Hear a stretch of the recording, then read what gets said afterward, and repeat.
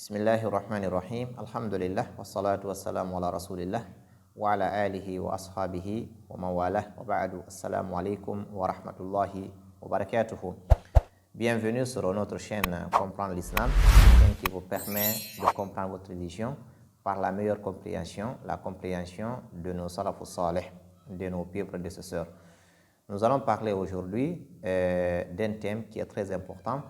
Il s'agit du jugement de l'islam par rapport au jeûne d'1 ou 2 jours avant le début du mois de Ramadan. Le messager d'Allah sallallahu alayhi wa sallam nous dit dans une de ses paroles, il dit la yataqaddamanna ahadukum ramadana bi sawmi yawmin aw yawmayn illa an yakuna rajulun kana yasumu yawmahu aw kana yasumu sawmahu falyasum dhalika al-yawm. Le messager d'Allah sallallahu alayhi wa sallam, dans ce hadith, nous dit que l'un d'entre vous ne précède pas le mois de Ramadan par le jeûne d'1 ou 2 jours, sauf une personne qui avait l'habitude de jeûner alors qu'il maintienne son jour de jeûne. Cette personne qui avait l'habitude de jeûner les jeudis, qui avait l'habitude de jeûner les lundis ou qui avait l'habitude de jeûner un jour sur 2, si l'un de ces jours tombe sur le 29 ou le 28 du mois, alors qu'il avait l'habitude de jeûner ce jour, il peut maintenir son jeûne. Le messager lui dit, sauf une personne qui avait l'habitude de jeûner, alors qu'il maintienne son jeûne. Il y a aussi cette personne qui avait eu des empêchements pendant le Ramadan passé, alors il veut rembourser les jours qu'il avait rompus.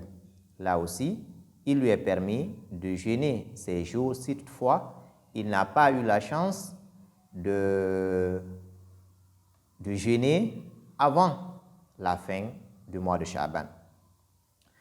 Aussi une personne qui a de la kafara, qui a de l'expiation, qui a commis un péché, par exemple qui a tué quelqu'un, donc qui doit se repentir et qui doit jeûner 2 mois, comme nous le savons, alors si lui aussi, son jour de jeûne tombe sur les derniers jours de Sha'ban, il peut aussi jeûner. C'est comme une personne aussi qui a promis à Allah subhanahu wa ta'ala de jeûner. C'est ce qu'on appelle un nadru. Un nadru, les savants disent que le fait de promettre à Allah subhanahu wa ta'ala, il y a 2 catégories, il y a 2 façons. Promettre à Allah subhanahu wa ta'ala par contrepartie. Dire par exemple, si Allah m'accorde ceci, je vais jeûner 1 ou 2 jours pour lui. Les savants de Tawhid, de Aqidah, disent que c'est une promesse qu'on doit tenir, mais qui n'est pas normale. Il ne faut pas dire à Allah subhanahu wa ta'ala, si tu me fais telle chose, je vais t'adorer. Allah subhanahu wa ta'ala nous a créés pour l'adoration. Je n'ai créé les hommes et les djinns que pour qu'ils m'adorent, ou je n'ai créé les djinns et les hommes que pour qu'ils m'adorent. Donc, l'objectif, la raison de notre création, c'est d'adorer Allah subhanahu wa ta'ala. Ce qui fait qu'il n'est pas permis à un serviteur qui est créé pour l'adoration de mettre des conditions pour adorer son Seigneur. Donc, il faut simplement adorer Allah subhanahu wa ta'ala sans demander une contrepartie. Allah subhanahu wa ta'ala nous a fait des faveurs qu'on ne peut pas dénombrer. Wa in ta'uddu ni'matallahi la tuhsuha. Si vous cherchez à compter, si vous cherchez à dénombrer les bienfaits d'Allah subhanahu wa ta'ala, vous n'y parvenez pas. Donc, c'est très important. Il faut savoir qu'Allah subhanahu wa ta'ala nous a comblé des bienfaits qu'on ne peut pas dénombrer, qu'on ne peut pas compter.